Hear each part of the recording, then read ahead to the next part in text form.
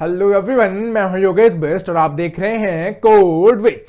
JavaScript module series की पिछली video में हमने वेबपैक इंस्टॉलेशन और सेटअप के बारे में बात की कि कैसे आप अपने लोकल कंप्यूटर में वेबपैक 5 को सेटअप कर सकते हैं। आज के इस वीडियो में बात करेंगे कि जो वेबपैक के 3 मेन कॉन्सेप्ट हैं। पहला that is your mode, second one that is your entry and third one that is your the output point. हम देख रहे होंगे कि कैसे आप इन 3 चीजों को अपनी वेबपैक एप्लीकेशन में कॉन्फ़िगर कर सकते हैं। लेकिन उससे पहले अगर आपने वेबपैक सेटअप का वीडियो नहीं देखा है तो मैं आपको रिकमेंड करूंगा कि आप हमारे चैनल पर अवेलेबल वेबपैक सेटअप का वीडियो यहां पर जरूर देख लें और अपने लोकल कंप्यूटर में वेबपैक को सेटअप कर लें। अब हम चलेंगे अपने कोड एडिटर में और यहां पर मैं सबसे पहले क्रिएट करूंगा एक नई फाइल जिसका नाम होगा webpack.config.js, राइट। तो वेबपैक में आप जो भी कॉन्फ़िगरेशन करने वाले हैं वो इसी फाइल के अंदर जो कि webpack.config.js फाइल है यहां पर आपको करनी है, राइट। तो सबसे पहले बात करते हैं अपने पहले टॉपिक के बारे में, दैट इज मोड। तो जैसा कि हम जानते हैं कि वेबपैक में आपको या फिर मॉड्यूल बंडलर में आपको कई सारे मोड मिलते हैं, जैसे डेवलपमेंट मोड हो गया, प्रोडक्शन मोड हो गया और आपका टेस्टिंग मोड हो गया, राइट। तो जो आपके मॉड्यूल बंडलर होते हैं या फिर मैं कहूं जो आपका वेबपैक होता है वो हर एक मोड के लिए एक नई main.js या फिर मैं कहूं एक बंडल फाइल यहां पर क्रिएट करता है। तो अगर यहां पर आप देखेंगे जो हमने main.js फाइल क्रिएट की थी वो किसके लिए थी, वो यहां पर प्रोडक्शन मोड जो कि डिफॉल्ट मोड था उसके लिए क्रिएट हुई थी। बट जब हम यहां पर डेवलपमेंट मोड पर काम करेंगे तो आपको ये main.js फाइल कुछ अलग तरीके से दिखने वाली है, राइट। तो यहां पर सिंपली सबसे पहले मैं क्या करूंगा, मैं यहां पर सिंपली मॉड्यूल डॉट राइट मैं सिंपली डिफाइन करूंगा मॉड्यूल डॉट एक्सपोर्ट और इसके अंदर अब जो भी आपको कॉन्फ़िगरेशन करनी है वो आप यहां पर करेंगे, राइट। तो जो भी चीजें आपको यहां पर डिफाइन करनी है वो आप मॉड्यूल डॉट एक्सपोर्ट के अंदर करने वाले हैं। तो मैं यहां पर सिंपली कहूंगा जो हमारा मोड होगा, मोड क्या होगा, डेवलपमेंट मोड मैं यहां पर पास कर देता हूं, राइट। तो इस तरीके से क्या होगा कि हमारे वेबपैक को पता चल जाएगा कि अभी आप डेवलपमेंट मोड पर काम कर रहे हैं, राइट। अब मैं बात करता हूं हमारे सेकेंड टॉपिक के बारे में, that is our entry point, right. तो एंट्री पॉइंट में बेसिकली क्या होता है कि जो आपका वेबपैक होता है वो सिर्फ एक फाइल को जानता है। कौन सी file, that is your SRC के अंदर जो आपकी फाइल है index.js फाइल, सिर्फ इस फाइल को जानता है।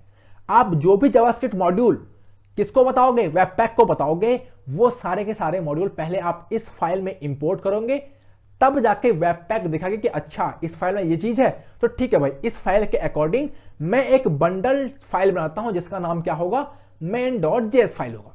तो हमारी एंट्री फाइल क्या हो गई, index.js फाइल।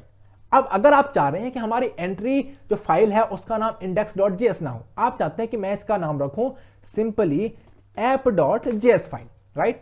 बट अगर आपने सिंपली app.js फाइल लिख दिया यहां पर और उसके बाद आप npm run build कमांड यहां पर चलाते हैं तो आपको आएगी एरर कि जो आपका वेबपैक है वो app.js फाइल को जानता ही नहीं है, राइट। तो यहां पर आपको कुछ एरर आ चुकी है। तो आपको क्या करना पड़ेगा, आपको यहां पर सबसे पहले वेबपैक config.js फाइल में जाकर वेबपैक को बताना पड़ेगा कि भाई साहब, वेबपैक भाई जी, ये बात ऐसी है कि जो हमारी एंट्री फाइल है, क्या जो हमारी एंट्री फाइल है उसका नाम क्या है, उसका नाम क्या है app.js, लेकिन हमें उसका यहां पर पाथ देना पड़ेगा कि वो फाइल है कहां पर। तो मैं यहां पर सिंपली डॉट स्लैश की मदद से रिलेटिव पाथ इस्तेमाल करूंगा, राइट। तो मैं सिंपली डॉट स्लैश और एसआरसी के अंदर हमारा जो फाइल है दैट इज योर app.js, मैंने कह दिया भाई साहब हमारी ये फाइल है एंट्री फाइल, राइट। अब मैं इसको सेव करूंगा और यहां पर जो हमारा बंडल फाइल था मैं इसको कर देता हूं डिलीट, राइट। तो मैंने सिंपली इस बंडल फाइल को यहां पर, sorry I just click on the wrong thing, मैंने इसको डिलीट कर दिया, राइट।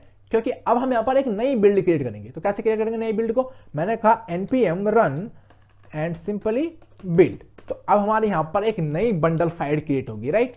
तो यहां पर ये जब आपकी कॉन्फ़िगरेशन हो जाएगी तो आप यहां पर देखेंगे कि आपका जो कोड है वो सक्सेसफुली रन हो चुका है।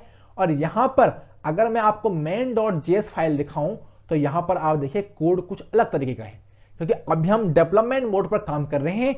तो जो वेबपैक होता है वो हर एक मोड पर जो आपका बंडल फाइल होता है उसकी कॉन्फ़िगरेशन या फिर उसका जो कोड होता है वो कुछ अलग तरीके से आपको यहां पर रिप्रेजेंट करता है, राइट। तो अगर आप मोड और एंट्री के बारे में ज्यादा जानना चाहते हैं तो आप क्या करेंगे, सिंपली वेबपैक पर जाएंगे और यहां पर डॉक्यूमेंटेशन को फॉलो करेंगे। अगर आप कॉन्सेप्ट के अंदर आए, अगर आप मोड पे क्लिक करें तो यहां पर आपको मोड के बारे में सारा का सारा जो डिस्क्रिप्शन है वो मिल जाएगा, राइट। मैं आपको क्यों बता रहा हूं कि आप डॉक्यूमेंटेशन को फॉलो कीजिए, क्योंकि एट द एंड आपको डॉक्यूमेंटेशन ही फॉलो करनी है, राइट। क्योंकि अगर मैं आज आपको कुछ बता रहा हूं तो आपको 1 साल बाद वो सारी चीजें ऐसी की ऐसी याद नहीं रहने वाली है, तो आपको बाद में जो आपका डॉक्यूमेंटेशन है उसे फॉलो जरूर करना पड़ेगा, राइट। अब मैं यहां पर बात करने वाला हूं अपने सेकेंड कॉन्सेप्ट के बारे में, that is our output concept. अब आउटपुट का क्या मतलब हुआ, तो यहां पर वेबपैक आपको एक आउटपुट फाइल दे रहा है। वो कौन सी फाइल है, that is your main.js file, जो कि आपकी बंडल फाइल है। बट आप चाहते हैं कि जो आपकी main.js फाइल है ना, उसका नाम ये ना हो, इसका नाम कुछ हो। तो यहां पर आप देखिए आप वो कैसे कर सकते हैं। अगर मैं आउटपुट की बात करूं तो आपको आउटपुट में 2 चीजें यहां पर पास करनी पड़ती हैं। पहला पाथ, जो आपकी फाइल है उसका पाथ क्या होने वाला है, और दूसरा जो आपकी फाइल है उसका नाम क्या होगा, राइट। तो मैं सिंपली क्या करूंगा, मैं इस चीज को यहां से कॉपी करूंगा और सिंपली पेस्ट कर दूंगा, ठीक कहां पर, वेबपैक के अंदर अपने एंट्री के बाद, राइट। और यहां पर मैं सिंपली क्या कहूंगा, जो हमारा पाथ है वो हम चाहते हैं कि जो हमारा डिस्क्रिप्शन फोल्डर है उसी के अंदर रहे, बट मैं फाइल का नेम यहां पर चेंज कर दूंगा। फाइल का नाम क्या कहूंगा, मैं यहां पर फाइल का नेम सिंपली चेंज कर दूंगा bundle.js। बट अभी तक हमारा कोड कंप्लीट नहीं हुआ है, क्योंकि हमें यहां पर एक एरर आएगी। वो एरर होगी जो हमारा पाथ है वो पाथ डिफाइन है ही नहीं। तो हम यहां पर क्या करेंगे, हम सबसे पहले यहां पर इंपोर्ट करेंगे पाथ को। क्या करेंगे, इंपोर्ट पाथ को हम यहां पर इंपोर्ट करने वाले हैं। तो मैं सिंपली यहां पर क्या कहूंगा, variable path is equal to require path, right. तो मैंने यहां पर पाथ को कर लिया है इंपोर्ट। अब अगर मैं यहां पर इस चीज को रन करता हूं, राइट, सबसे पहले हम क्या करेंगे, main.js फाइल को यहां से रिमूव कर देंगे। मैंने इसे रिमूव कर दिया। अब एक नई बिल्ड यहां पर हम क्रिएट करेंगे। मैंने कहा npm run build। तो अब आप देखेंगे कि हमारी जो फाइल क्रिएट होगी नई, वो फाइल क्या होगी, bundle.js फाइल, जो कि हमने मॉड्यूल में यहां पर डिफाइन की थी। तो आप यहां पर देखिए हमारे पास क्रिएट हो चुकी है bundle.js फाइल, राइट। तो ये सारी चीजें होगी आपका मोड, एंट्री और आउटपुट पॉइंट। बट यहां पर एक कॉन्सेप्ट और बचता है कि जो आपका एंट्री पॉइंट है, क्या वो सिर्फ एक ही फाइल हो सकती है, क्या 2 फाइल नहीं हो सकती। और वैसे क्या आउटपुट पॉइंट है, क्या वो सिर्फ एक ही फाइल हो सकती है, क्या आप 2 फाइल ही क्रिएट कर सकते हैं, राइट। तो यहां पर कॉन्सेप्ट आता है मल्टी आउटपुट और इनपुट का।